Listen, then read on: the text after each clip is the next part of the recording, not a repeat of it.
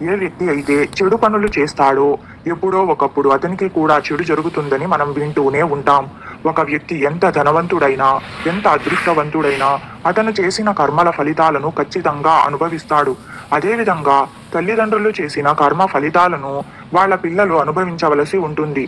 తల్లిదండ్రులు చేసే మంచి ప్రవర్తన వాళ్ళ పిల్లలపై ప్రభావం చూపినట్లే తల్లిదండ్రుల చర్యల ఫలితాలు కూడా వాళ్ళ పిల్లలపై ప్రభావం చూపుతుంది.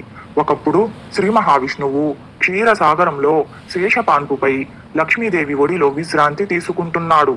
అప్పుడు తల్లి లక్ష్మీదేవి నారాయణునితో ఇలా అంటుంది: ఓ ప్రభు, తల్లిదండ్రులు చేసిన మంచి చెడుల పాప పుణ్యాల ఫలితాన్ని వాళ్ళ పిల్లలు ఎలా అనుభవిస్తారు అనే ప్రశ్న లక్ష్మీదేవి అడుగుతుంది. అప్పుడు విష్ణువు, దేవి, మీరు మానవుల శ్రేయస్సు కోరే మంచి ప్రశ్నను అడిగారు. సమాధానం నేను మీకు ఒక కథ ద్వారా వివరిస్తాను. శ్రద్ధగా వినవలసిందిగా చెబుతాడు. ఈ కథ విన్న మానవులకు పాప పుణ్యాలు నశించి స్వర్గలోక ప్రాప్తి జరుగుతుంది అని కథ చెప్పడం ప్రారంభిస్తాడు. ఒక గ్రామంలో ఒక రైతు ఉండేవాడు.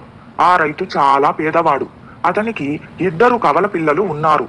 వాళ్ళిద్దరూ మగ పిల్లలు. అతను ప్రతిరోజు కష్టపడి పనిచేసి తన కుటుంబాన్ని పోషిస్తూ ఉండేవాడు. తనకు వచ్చే ఆదాయంలో సగభాగం ఇంటి అవసరాల కోసం, మిగతా సగభాగం దానం చేసేవాడు. పిల్లలు క్రమంగా పెరుగుతూ ఉన్నప్పుడు వాళ్ళ ఇంట్లో ఆదాయానికి ఇబ్బంది కలుగుతూ ఉండేది.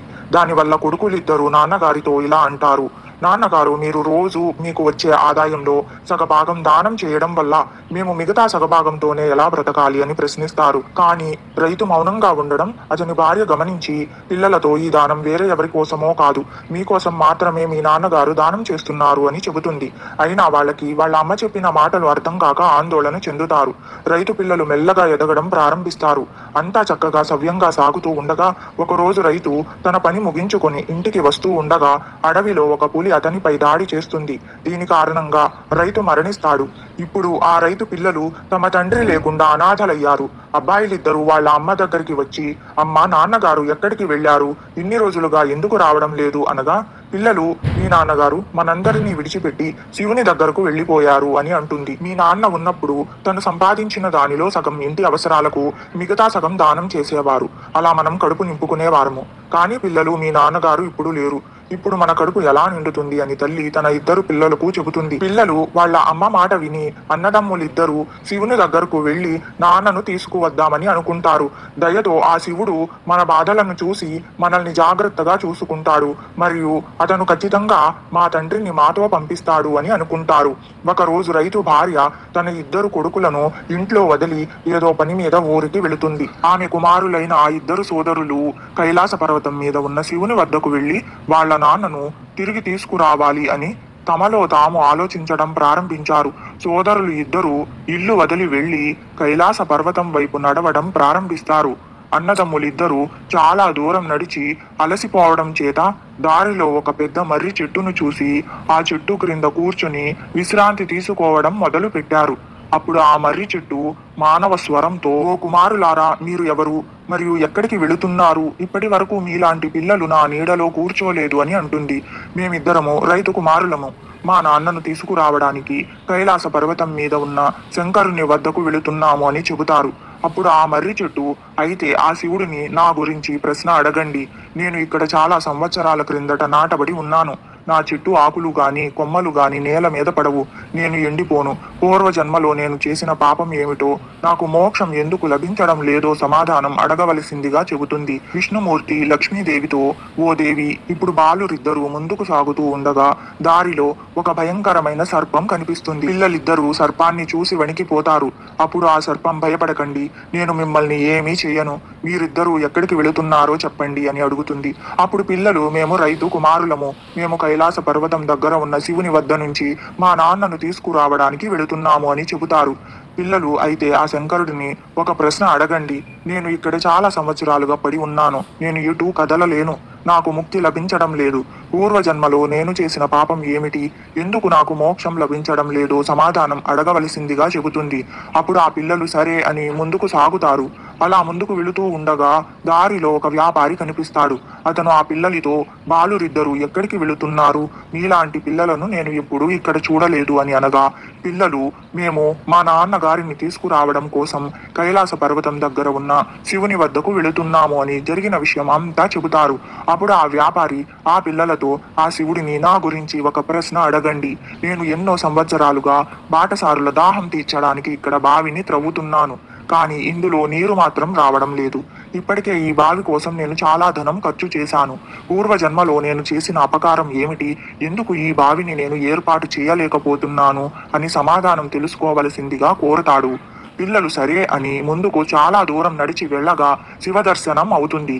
అప్పుడు పిల్లలిద్దరూ ఆ ఈశ్వరుణ్ణి నమస్కరిస్తూ, ఓ ఈశ్వర, శంభో శంకర, మేము రైతు బిడ్డలము. మా నాన్నగారు రోజు కష్టపడి కూలి పనిచేసి మమ్మల్ని పోషిస్తూ ఉండేవాడు. ఆయన కష్టపడిన దానిలో సగభాగం ఇంటి అవసరాల కోసం, మిగతా సగం పేదలకు దానం చేసేవాడు. కానీ ఇప్పుడు ఆయన మీ దగ్గర ఉన్నారు అన్న విషయం తెలుసుకుని మేము మా నాన్నగారి కోసం మిమ్మల్ని చేరుకున్నాము. దయచేసి మా నాన్నగారిని మా ఇంటికి పంపవలసిందిగా ప్రార్థిస్తున్నాము అని అడుగుతారు.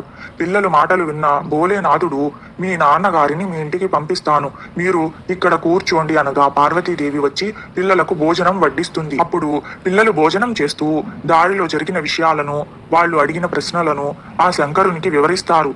అప్పుడు ఆ ఈశ్వరుడు వాళ్ళు అడిగిన ప్రశ్నలకు సమాధానం చెప్పి ఆ పిల్లలను ఇంటికి చేరుకోమంటాడు.